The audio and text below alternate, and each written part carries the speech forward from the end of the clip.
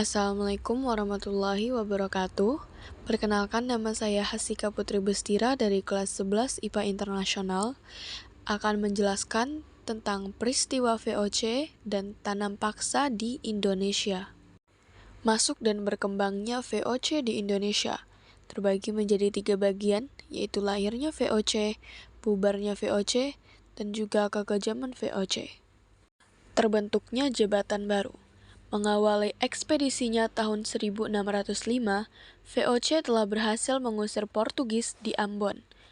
Benteng pertahanan Portugis di Ambon dapat diduduki tentara VOC yang kemudian oleh VOC diberi nama Benteng New Victoria.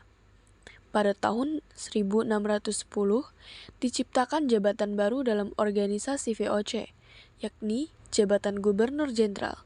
Gubernur Jenderal merupakan jabatan tertinggi yang bertugas mengendalikan kekuasaan di negeri jajahan VOC. Di samping itu, juga dibentuk Dewan Hindia atau Road Van India. Tugas Dewan Hindia ini adalah memberi nasihat dan mengawasi kepemimpinan Gubernur Jenderal. Ada 5 Gubernur Jenderal VOC. Yang pertama, ada Peter Both dari tahun 1602 sampai 1614. Ada Gerard Renist dari tahun 1614 sampai 1615. Ada Lawrence Riel dari tahun 1615 sampai 1619. Lalu terakhir ada Jan Pieterszoon Koen dari tahun 1619 sampai 1623. Peter Both merupakan Gubernur Jenderal pertama VOC. Pada tahun 1610, Both pertama kali mendirikan pos perdagangan di Banten. Di tahun yang sama, ia juga meninggalkan Banten dan memasuki Jayakarta.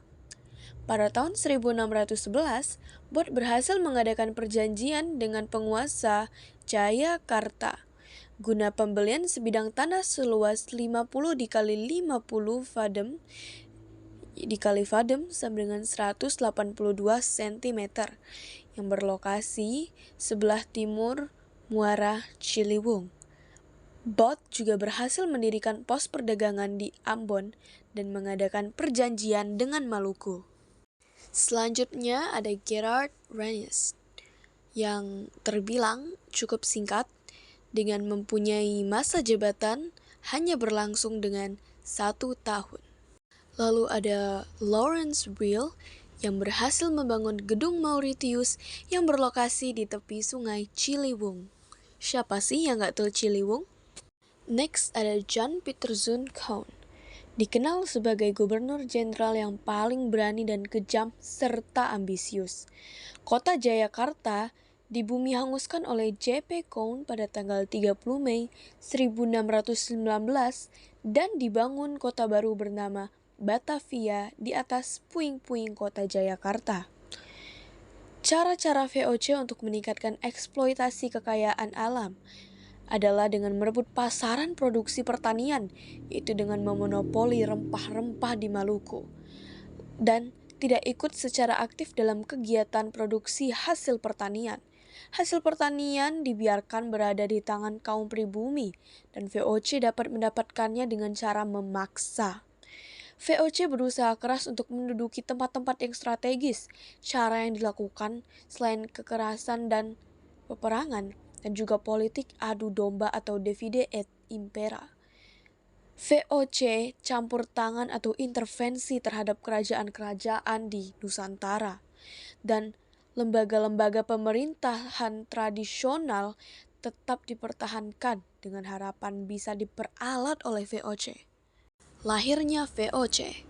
Pada tahun 1598, pemerintah dan parlemen Belanda atau Staten-Generaal mengajak kongsi-kongsi dagang Belanda yang ada untuk bekerja sama dan mengusulkan untuk membentuk sebuah perusahaan dagang yang besar.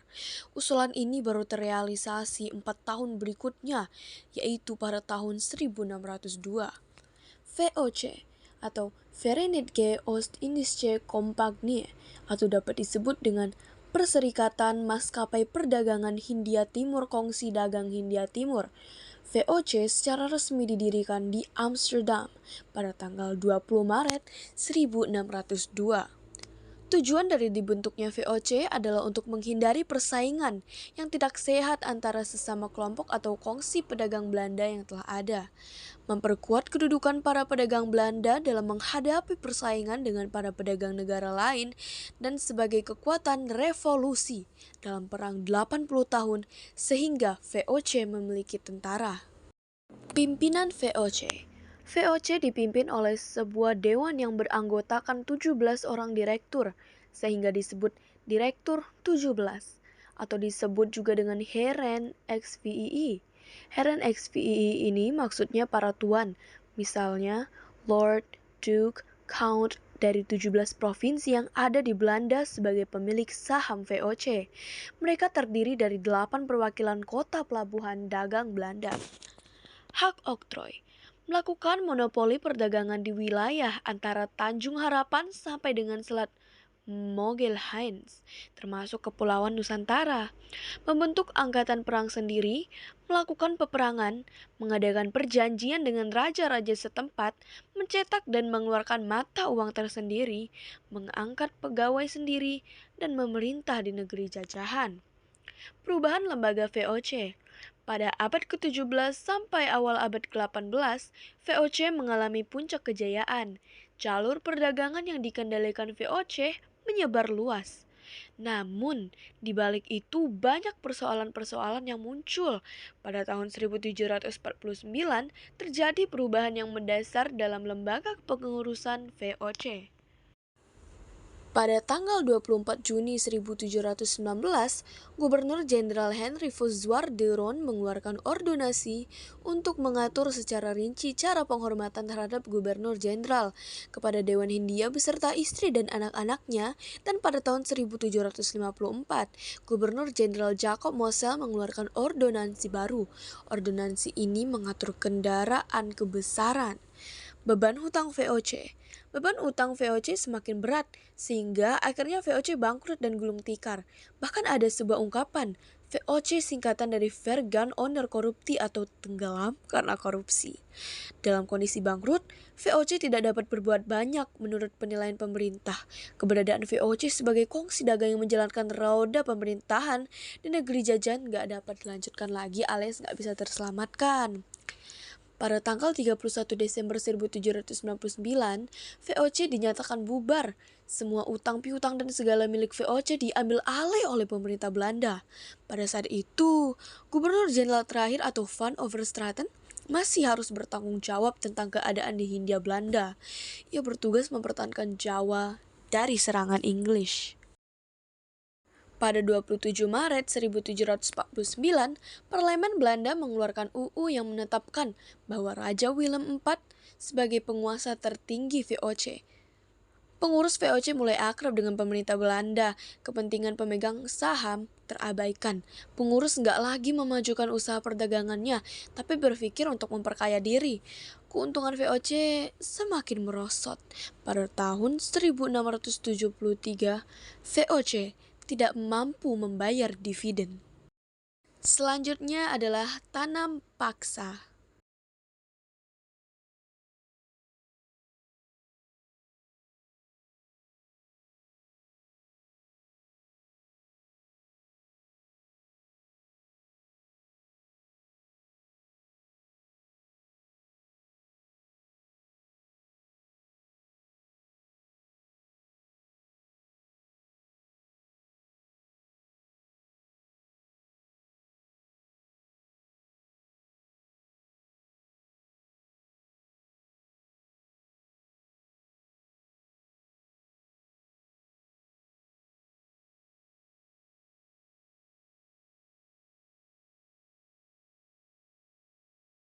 Dampak tanam paksa di bidang sosial. Dalam bidang pertanian, khususnya dalam struktur agraris, tidak mengakibatkan adanya perbedaan antara majikan dan petani kecil penggarap sebagai budak, melainkan terjadinya homogenitas sosial dan ekonomi yang berprinsip pada pemerataan dalam pembagian tanah. Ikatan antara penduduk dan desanya semakin kuat. Hal ini malahan menghambat perkembangan desa itu sendiri. Penduduk lebih senang tinggal di desanya, mengakibatkan terjadinya keterbelakangan dan kurangnya wawasan untuk perkembangan kehidupan penduduknya. Di bidang ekonomi, dengan adanya tanam paksa tersebut menyebabkan pekerja mengenal sistem upah yang sebelumnya tidak dikenal oleh penduduk. Mereka telah menggunakan sistem kerjasama dan gotong royong, terutama tampak di kota-kota pelabuhan maupun di pabrik-pabrik gula. Dalam pelaksanaan tanam paksa, penduduk desa diharuskan menyerahkan sebagian tanah pertaniannya untuk ditanami tanaman ekspor, sehingga banyak terjadi sewa menyewa tanah milik penduduk dengan pemerintah kolonial secara paksa. Dengan demikian, hasil produksi tanaman ekspor bertambah dan mengakibatkan perkebunan-perkebunan swasta tergiur untuk mengikuti dan menguasai pertanian di Indonesia di kemudian hari. Di bidang pertanian, kulturenial menandai dimulainya penanaman tanaman komoditi pendatang di Indonesia secara luas. Kopi dan teh yang semula hanya ditanam untuk kepentingan keindahan taman mulai dikembangkan secara luas. Tebu yang merupakan tanaman asli menjadi populer pula setelah sebelumnya. Pada masa VOC, perkebunan hanya berkisar pada tanaman tradisional, penghasil rempah-rempah seperti lada, pala, dan cengkeh.